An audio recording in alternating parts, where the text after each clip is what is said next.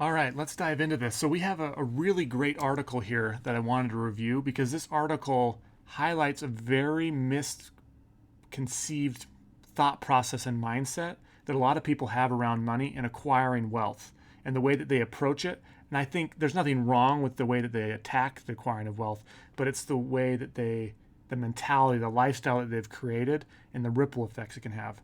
So we're going to review the article, and then I have three just principles, morals of the story that I think can be valuable for us and how we approach the building of our wealth and the way that we go about it.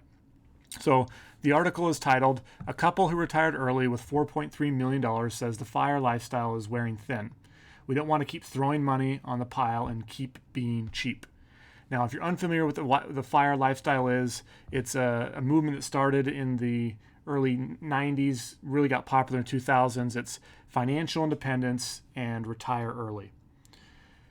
It causes people, typically is how it's done, is you're going to save a ton of your money, you're going to live on rice and beans, and then you're going to get an X amount of dollars saved. Once you hit that point, you walk away from it all, and now you can just live off of your life. But this article is almost a word of warning or caution around this lifestyle, and I thought it was great.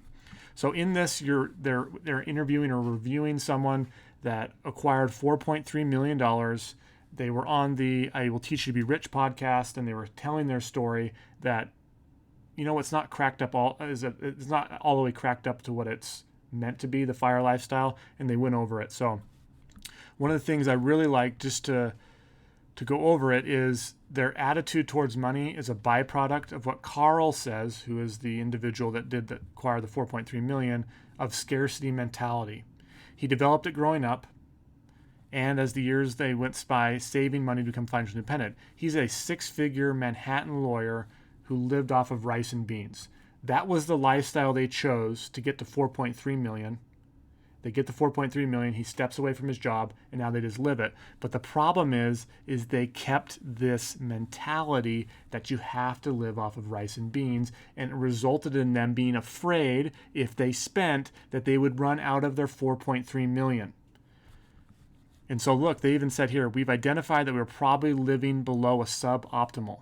Their lifestyle didn't change. It wasn't just, oh, I got the 4.3 million, I turned the switch on, now I can live the life that I wanted, I can do everything I wanted, I can go on vacation, I can go to these restaurants, I can buy this car, I can wear these clothes, I can start living the life that I've always wanted. No, that's not what happened with them.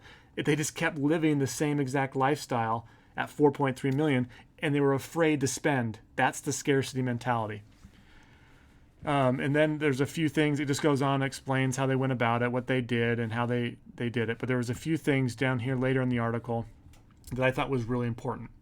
Is in their mind, they thought when they got to 4.3 million that they were going to feel differently, that their life was going to change, that everything was going to be different now that they had the wealth. But this is what I thought was interesting. Why do I feel pretty much the exact same?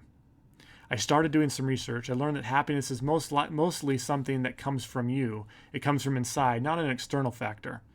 And he downplays the money. The money is not important. It's the life you create that's important. And then they talk about how you can buy back time, and you only have so much time, which is why the FIRE movement exists. They're trying to buy back their time so they're not spending every working minute at the office, but they're actually spending with their family. But the problem is if you adapt the lifestyle of, I'm going to live on rice and beans, it's hard to flip the switch to, now I'm going to spend money on experience and living life. I thought this was an extraordinary article. I thought it was very powerful, but there's three main things that I wanted to really pull from this that I think are important. Number one is that as you're building your wealth and you don't have a distribution strategy, or how am I going to use this money with confidence, you're going to end up in the same situation as this couple. Because with a distribution strategy, you now have the confidence to spend your money. You can confidently say, I'm not going to run out. I can spend X amount of dollars and per year and know that I'm not going to run out of money with high probability. So if you have that going in, and you've created the distribution strategy as a part of your accumulation of your wealth, now it gives you the permission to spend your wealth that you've created. Versus because this couple didn't have a distribution strategy, it wasn't built into their wealth accumulation, Now they're feeling, I don't know if I'm going to be able to spend all this money, or I don't know, I feel like I might run out of money. It leaves them kind of on edge and they don't know what to do. So as you're building wealth, have a distribution strategy. Here's just 2 considerations to help with that distribution strategy, to help with your spending of your wealth. Number 1, properly structured whole life insurance is an extraordinary tool to help you have permission to spend your other assets. Number 2, using the equity in your home through a reverse mortgage is an extraordinary way to have permission to spend more money and to have the confidence that you're not going to run out. There's more to those strategies, but those are 2 just surface level solutions to how do I create a distribution strategy with my accumulation strategy. The second principle that I thought would be valuable is FIRE is not something that I think is a mentality or a lifestyle that we should be looking to emulate.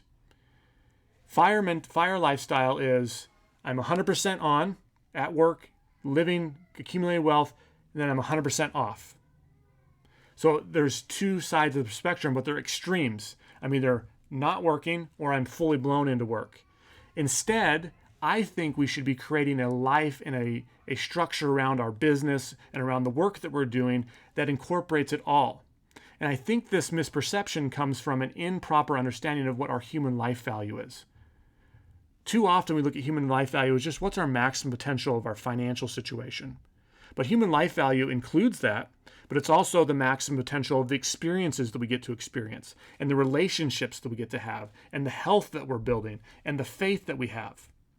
If we're so focused on just the financial and we ignore the experiences we're having, the relationships that we're building, now when we step away because we have the money to go experience those things, we haven't developed those skills to actually go do them. And so if we have the proper expectation of what our human life value is, that I'm going to create a life of financial independence, but I'm going to create it so that I'm not going from 0 to 100, from 100 to 0, but I'm going to go from 0 to 75, or I'm going to go from 0 to 50 at times. I'm going to play on the scale of I'm delivering value, I'm working, I'm enjoying life, I'm getting compensated all along the way, and I'm still developing my relationships, and I'm still spending money on people, I'm still spending money on things and going on vacation. I'm not doing this or thing that so often the financial industry purports and makes people turn into, where it's I'm building money or I'm living the life I want. That's what happened with this couple. They thought they had to build the wealth and then live the life they wanted, and it didn't happen. They just kept living the same exact life. They didn't feel any different. So we have to create a life where finance isn't handled, and we can create the financial independence, but we create the financial independence so that we can buy back the time, so that we can spend more money on things like experiences and relationships and our health. That's why we create financial independence, but it's not I'm going from 100 to 0. I'm going from 100, and now I bought back some time so I can take some time off and spend time with my family, but I'm fully still engaged in my business. Let me tell you a story of someone I just heard at a mastermind that I attended. I won't say his name just because I don't know if he wants me to share the story. But in this individual was in the mentality of I'm going to be the best. I'm going to be the best producer, the best sales guy. I'm going to create as much. And he was the best, but he had to work 70, 80 hours a week. And his family, his relationships, his experience suffered because he couldn't spend the time doing it. He had a mentality shift. He adopted that he wasn't going to go from 0 to 100, but that he was going to kind of find a balance where I'm going to create the financial independence. I have the financial independence, and I'm just going to pull back on some of this. I'm going to pull back and I'm going to spend more time with my children. I'm going to spend time going on vacation and going to Europe for 4 or 5 weeks at a time. I'm going to live life, then I'm going to come back and get back in the business. And as he's pulled back, guess what happened? He's made more money in his business. He's being more successful as he's pulled back. That happens over and over and over again. And so now that he's making more money, he's adding to his financial independence. Versus with this couple, they went from full-blown real estate investors to nothing.